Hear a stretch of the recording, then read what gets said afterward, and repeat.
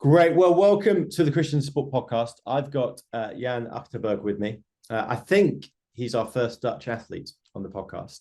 And Jan is with us because it's winter. It's a bit cold here in England, and Jan knows all about that. He was a former professional long track speed skater, took part in ice skating marathons, and we'll share more of his story as we go on. Jan, welcome. Great to have you with us. Yeah, great to be here. Now, in the lead up to any interview, I normally drop me a message, drop me an email, and just get you to give me your overview of your sporting background. And you replied to me. You said that you skated professionally for 2 seasons until you're 22. Then you decided to retire because you refound your Christian faith and you were struggling to bring your sport and your faith together. Tell me that story. Well, that's not a short story, but we got time. Yeah, good. No, it was sort of like that. So I was about 22, 23, and I think a year before. So I've been raised Christian, but as soon as I really got into the skating career sort of sense and traveling or growing towards a professional career in that sense, I sort of didn't see the value of my faith in sports. So I would say I always was a Christian, but I didn't really sort of felt the need to be doing anything with my faith. And through a series of events and an injury that got me some time to go back to church with my parents and some friends that I had there, I sort of refound my faith. And then I figured, oh yeah, this is still important to me, my faith, and I want to start living more like a Christian. But then going back into sports, it was just like an all-consuming thing, taking up all my time, not being able to go to church anymore because I was racing on Sundays or Saturday evenings, and I was struggling there. And then I was trying to find people who could help me, just like, hey, how does this work? And basically within the circles where I was at, like in the Christian communities, the only advice was, hey, there's this one other speed skater that doesn't do races on Sunday. And I was like, this man is out of his mind, because all important races were on Sundays. And so I was like, that doesn't work for me. But then at one point I sort of I got at the point of like in summer when it was like off season, and then there was talks about that they wanted to change the competitions to mostly Saturday evenings to always on Sunday mornings. And then I sort of realized, like, hey, this will really be a problem if I want to be Christian and an athlete. And so I was struggling with that, and there were some other things, I was really young and trying to decide what I wanted with my life, and still needed to finish a bachelor's degree, which I was already taking too long for. So it was not that only, but I was like, oh, if I want to be serious with my faith, I think I need to take a break from sports. So that was always the struggle in the feeling was that sports and faith was always a choice. It's not something you could bring together, but like you either choose for sports or for faith. Make sense? Makes sense. But we'll dig into that. Tell me about your injury then. Let's go back a little bit. So you said your injury was quite important in you kind of refinding your faith. Yeah. Tell us a bit about that. Yeah. It wasn't like super serious, but it was it just over the summer, it took me out a few weeks or like 2 months. And in that period, some friends of mine were planning a missionary outreach trip to Malawi, Africa. And they said, well, hey, Jan, why don't you join us? And I was like, oh, okay, sounds like a good adventure. I'm not able to train as much, so let's go. So then I went there, and I remember that the missionary guy there, I had really good conversations with him. So he sort of showed me that there was a relevance to faith and church within society. The way he was doing his ministry was really serving the local community through the church. And it was really an eye-opening thing for me that church and Christianity had a relevance in normal society. So that's probably where I sort of figured, hey, that faith thing that I still have should be more important to me. Oh yeah. Tell me about a bit more about, people listening may not know much about speed skating, ice skating in general. What do you need to be good? And what's the things you really love about it? Okay. So skating, ice skating, what do you need to be good at? It's a very technical sport. So it helps if you start at a young age and just learn the techniques. And then you need to have like strong legs, and depending on your endurance capabilities, you either go for the short sprinting distances or the longer distances. Which would, in my case, would be the long distance. So the longest Olympic distances are the 5 and the 10K for men, and these are all individual races. So the time is important, not the position you finish. And I think the beauty of it is just it's a balance between being physically very fit and then the technique. But when you're able to combine them and make them perfect or something, then you feel like you're gliding over the ice. So it's a sideways motion that propels you forward. So and then the gliding phase is I've heard a person once say it's the most beautiful way of moving forward, and I totally agree. But is it fair to say it seems to be a national obsession? I was just reading literally today. Some people may have seen it from the UK on BBC Sports. There's one of the toughest sporting events in the world, which has taken place 4 times in the last 100 years or something. Tell us about that. And this is your dream, by the way, to take part in this, isn't it? Yeah. It's my dream and my pain in my heart as well. But so it's called 11 Cities. It's in the north of the Netherlands. It's a race that goes over natural ice. So you'll ride lakes and canals. So it only happens when the winter is really harsh, really cold, and that global warming doesn't happen as much as it did before. And then it's a 200K race. So you just have a 200K mass start race. So it's like cycling, but then on ice. And, you have a peloton and you just race, and whoever gets there first is a legend for life. That's basically what this is. Yeah. And you were telling me you basically, because you could get maybe a week's warning, this is taking place, and you pay every year to have the opportunity to take part in a race you may never get to take part in. Is that right? Yeah, that's true.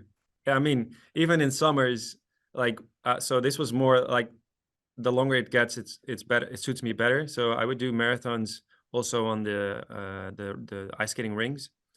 But every summer we would be training like in the forest, doing speed skating jumps and runs and everything. And then you have these people walking their dogs coming by, and they say like, "Hey guys, what are you doing?" And then we would be like, winter's coming. We'll be ready. We'll be ready. It might come. The race might come this winter, so I have to be ready. In a way, I always say it's the most easy comparison to the Christian faith. We don't know when Jesus comes back, but when he comes back, we have to be ready.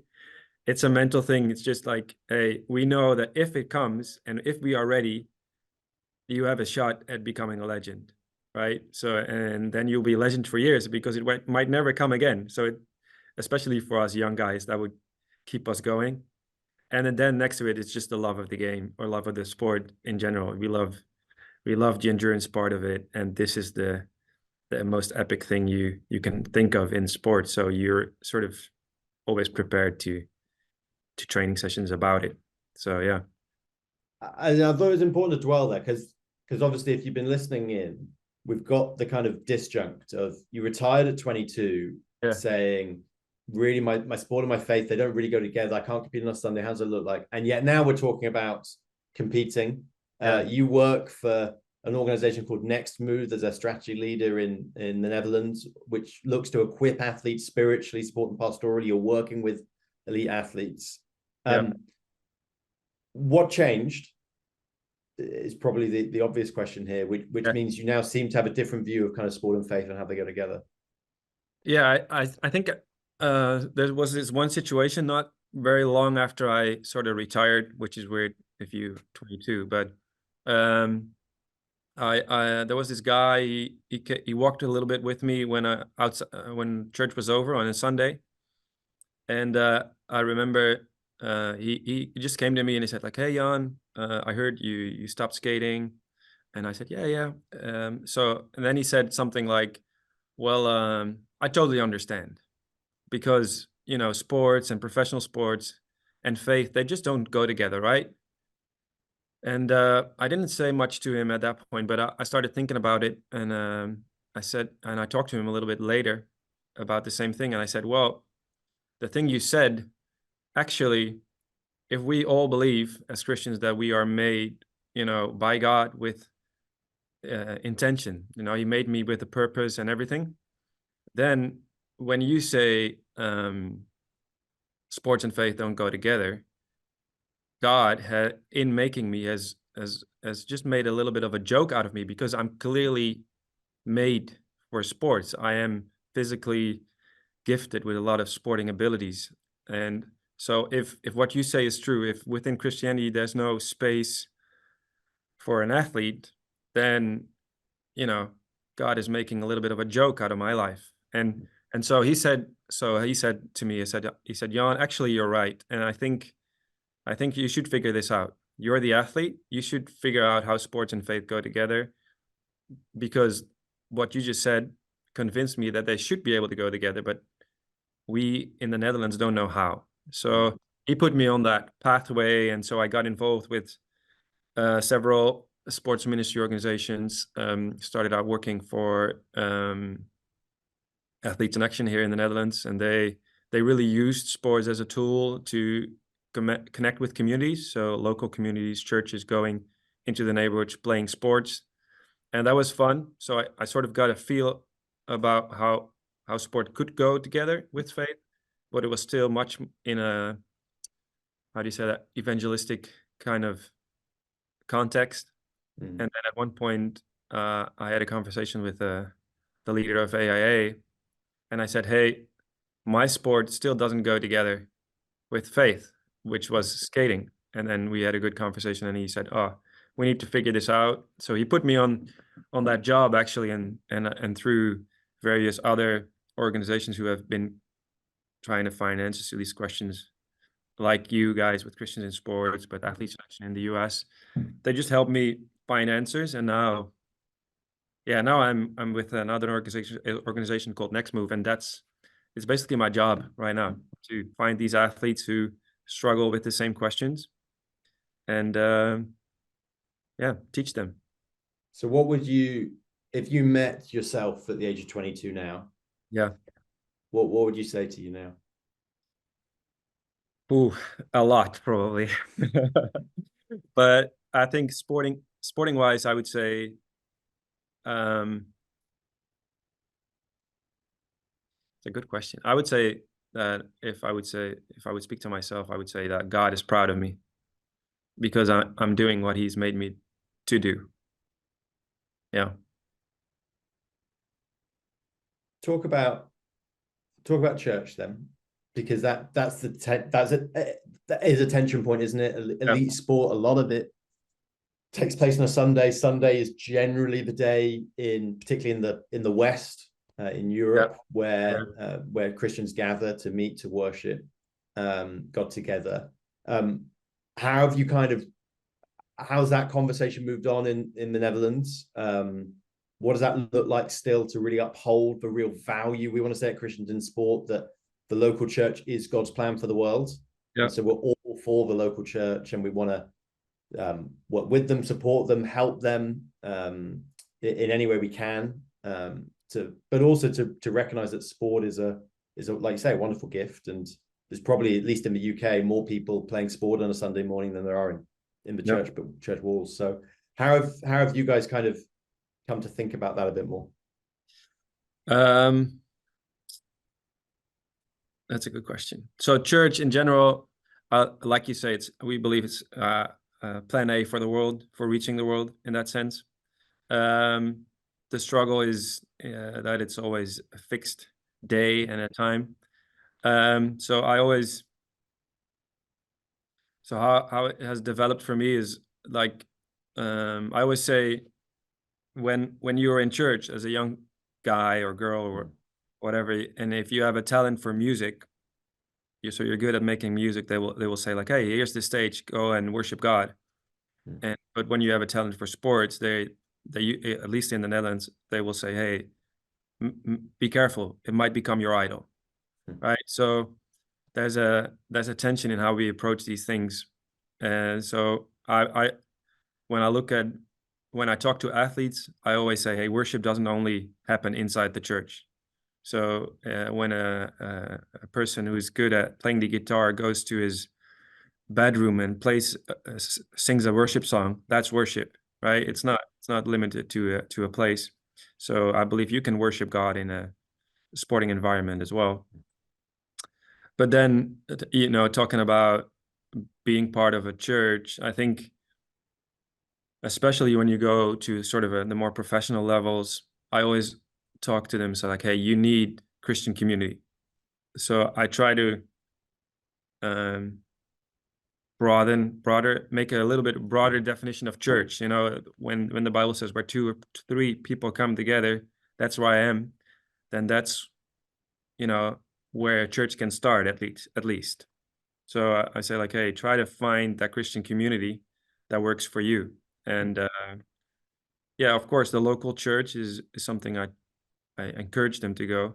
But if you're here in the city, we have a basketball team. They usually play on Sundays, so just attending a church is really struggling. Mm. Even if they really want to, it's not always possible. So then we try to connect them to either a home group or whatever place there is Christians meeting. Mm. So yeah, just I think it would help from church perspective if we see church as a little bit more than just the Sunday service, and then there is a place for athletes to probably to take part in a Christian community. Mm. Yeah, no, it's one of those questions where it doesn't feel like there's easy answers. No, And like you say, we want to always affirm we're born to play.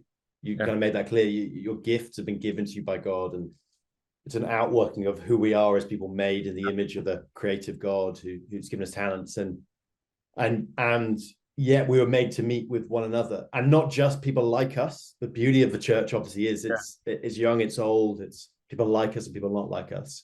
yeah, Um, yeah, and there's a real importance around meeting under God's word together as it's taught together, sort of the practicing of the sacraments in terms of, yeah, sort of baptism, communion, and it's a challenge because particularly in our kind of secular Western culture today, Sunday is just another Saturday for yeah, most of the world, yeah, yeah, and so there's both the challenge we find for the Christian to how yeah, do they engage well, and it's great, like you say, when churches can have small groups and home groups and meet one-to-one and services at different times, which means people can get there. But there's still a challenge, isn't there, for the athlete who's not a Christian?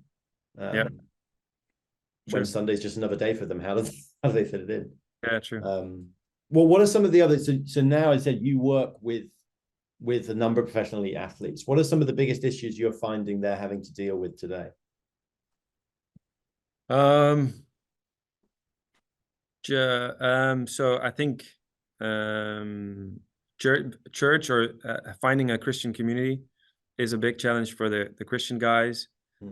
For the guys who are somewhat out, I wouldn't call themselves Christians yet. It's more like thinking about living a holy life. There's a lot of temptations within the world of sports that are considered very normal in the secular context, and within Christianity, we say you shouldn't do those things. Mm. And then just those things about like in general, sports and athletes are very self-focused, self-centered in that sense, and making that switch, but then still be competitive in that sense. those are the three things I think we talk about. And of course, with the Christians, we talk a lot about identity, but it's not so. It is sports related, of course, but it's also for everybody in any church. Well, it's an important topic, probably. Unpack that a little bit for us. When you talk about identity, what do you mean, and what are you speaking into? So yeah, just so where are you building your identity on? So, or who do you say you are? And then, of course, the Bible says that we are, beloved sons of God. We're loved no matter what. But the sporting world tells us a lot different things. It's mostly focused on how you perform, if you score the goals or not, and yeah, you're only as good as your last performance, basically. So it's always that pressure of performing. And if you believe that you become what you perform, how you perform, then that's a very unstable identity. I mean, it's a very nice identity when everything goes well, but if you fail, or if you get injured, or just have to retire because you're getting old, then that's a potential place where a lot of, how do I say that, dark thoughts can come up. Yeah. Yeah, no, it's a real challenge for athletes, isn't it? Particularly when they have those moments of, as we often say, sport is kind of 90% failure, Yeah. particularly the elite level. Yeah. More people walk into the Olympic Games and go home disappointed than Yeah. go home with a medal, but by like 99%. Yeah. And that's even more true in like individual sports. Yeah. So everybody, you like cyclists or like skaters like me, there's a peloton that always starts. It's like 100 people, and 10 out of those 100 people have ever won a race, sort of, right? And you're part of some kind of team, but you're serving that one guy that has the potential to win. And for the most part of your career, you're not that guy. So yeah. How do you deal with that? Because you talked to, it's an interesting thing, just to unpack a little bit. Individual sport, team sports, they are similarities, but they're different. Yeah. You've talked a little bit around sort of pride and competition. How does that play out for a Christian in individual sport, maybe in a different way than it would in a team sport? Pride. Yeah. So there's no one else to blame but you in an individual sport. So if you don't get the results, especially in a sports like a time trial sports as skating, if you don't make your times, you're just not good enough. Time is very honest, they say. And so within a team sport, you can sort of say like, hey, we didn't win the game, but my defender didn't do his job right, whatever. Right. Or you can say like, oh, next time, or we as a team have to get together or whatever. With individual sports, you're the only one to blame in most sport. So that can build pressure. But also you're the only one that gets the glory if you win. So it can also build pride if you're really good. You can feel like I am the guy, right? Because I'm beating everybody. And so it all comes down more to your own personality and character in an individual sport, I would say. And yeah, I don't know. It might, enlarge. It's not that the characters are different within individuals or team sport, but it enlarges it a little bit more because it's so much on you, I'd say. Yeah. I know, it's interesting. Well, as in we'll come into land, but you're now you've shifted sports in some ways, as in related by the sounds of it, but you're into ultra running now. Yeah. Another endurance sport, another long distance sport, another individual sport in many ways. Yeah. So now probably what, 10, 12 years on from when you'd retired. How have you found now competing in that as a Christian? What's been some of the real sort of challenges and some of the real joys of doing that now? Yeah, good. So my first discovery was that sport can be worship for me personally. That was a big discovery.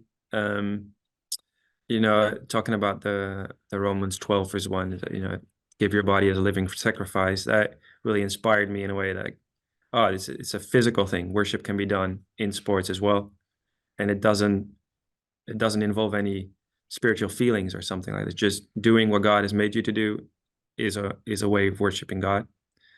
And that was my first discovery. And then the identity things that we just discussed really helped me to build a more of a stable faith as well, and a stable character. And now one of the reasons I really enjoy the ultra running is it has a strong communities feeling to it. So it's also a place where I can be very open about what I believe. People ask and talk. We have a lot of time to talk during running. So it's like it's a community thing, and there's a lot of respect amongst each other, and a lot of people who are interested in what I do for work here at Next Move, but also just how I balance things with my family, all the training sessions, and where I put my priorities in that sense. So those three things helped me to become more of a more social guy in sports, and really be more how do you say that, a testimony of my faith within sports. In skating I was sort of shy to tell about my faith because I didn't even know for myself what it was worth. Now I really enjoy being amongst non-Christians and just being the kind of odd one out, the only Christian, saying, hey, yeah, but there's a way to do life different, and then living that out right in front of their nose, in that sense. That's really something. In front of their nose for 100 miles. Yeah, hopefully in front of it. Yeah. Hopefully, if you get that far. No, yeah. So yeah, 100 miles. Yeah. You don't always talk when you run 100 miles. It's start off talking. By the end of it, you're digging in. You're just sort of in this pain cave. You're like, let's not talk. Yeah, and thanks so much. That's a really interesting insight into so many things.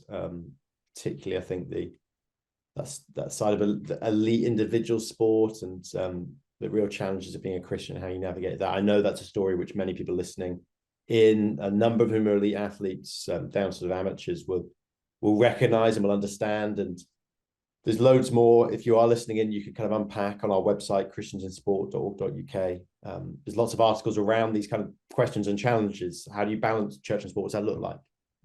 Worship and identity. There's loads of different things you can look at there.